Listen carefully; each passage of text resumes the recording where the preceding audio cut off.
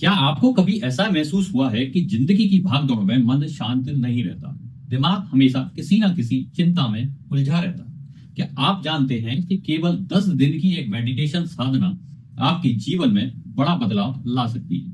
ये साधना है विपश्यना।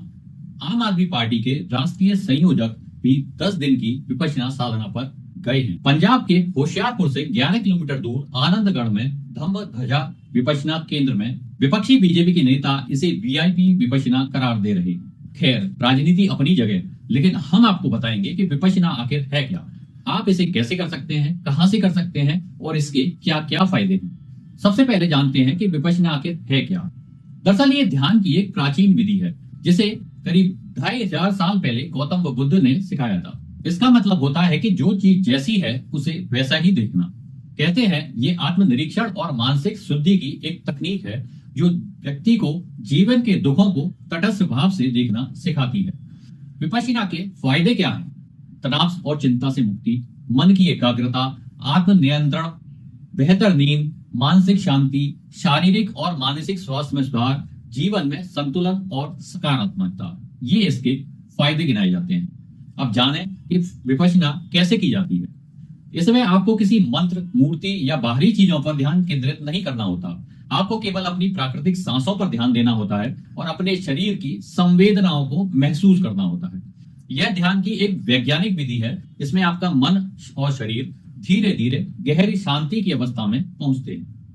आमतौर पर इसका कोर्स 10 दिनों का होता है, जहां आपको ज्यादातर समय मौन में रहना होता है। आपको किसी से बात करने, फोन का इस्तेमाल करने, किताबें पढ़ने या लिखने की अनुमति नहीं होती। आपको दिन में सिर्फ 2 बार भोजन मिलता है, रात को हल्का नाश्ता। हर दिन सुबह 4 बजे उठकर लगभग 10 घंटे तक ध्यान करना होता है। अब जाने कहां और कैसे सीख सकते हैं विपश्यना। भारत में विपश्यना के बहुत से सेंटर हैं। हर साल लाखों लोग इस ध्यान पद्धति को अपनाते हैं। कई सेंटरों में ऑनलाइन बुकिंग होती है। इसके लिए उनके वेबसाइट पर रजिस्ट्रेशन करा सकते हैं। फीस क्या होती है? इस कोर्स की सबसे खास बात यह है कि कई जगहों पर यह पूरी तरह से मुफ्त होता है।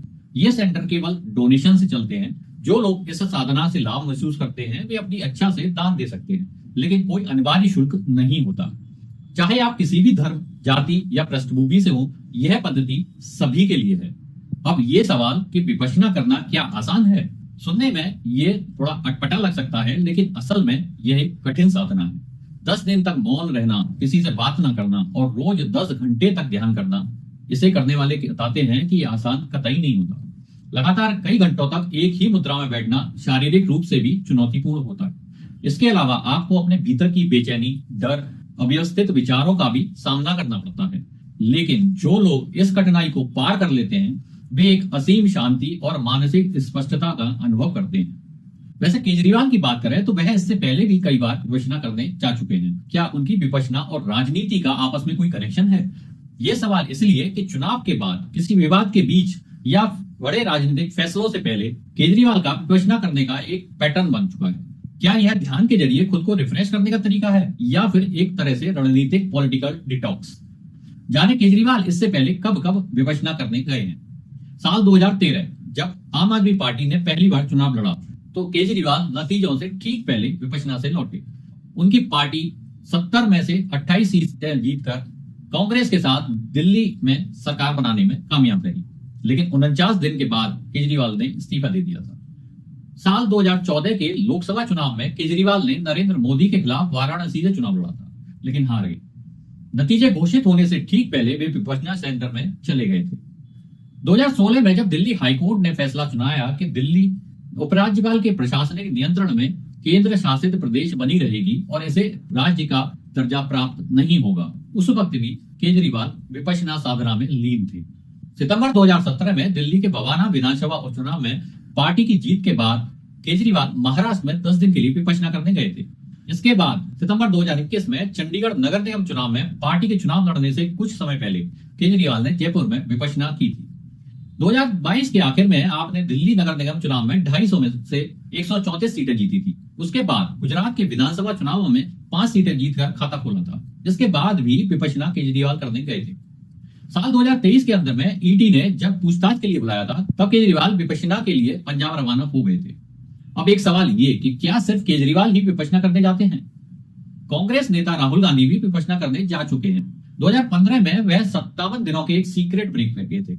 बाद में पता चला कि वह विपश्यना करने गए। बताते हैं कि राहुल की तरह उनकी बहन प्रियंका गांधी भी विपश्यना करती हैं। बिहार के मुख्यमंत्री नीतीश कुमार ने तो सरकारी अधिकारियों को विपश्यना के लिए 15 दिन की छुट्टी दे लेने का ऐलान तक कर दिया था। 2022 में वह खुद भी विपश्यना सेंटर गए थे। खैर, ये तो रही राजनीति की बात, लेकिन क्या आप भी विपश्यना ट्राई करना चाहेंगे? नीचे कमेंट में हमें बताएं। अगर वीडियो पसंद आया हो तो लाइक करें, शेयर करें और चैनल को सब्सक्राइब करें। धन्यवाद।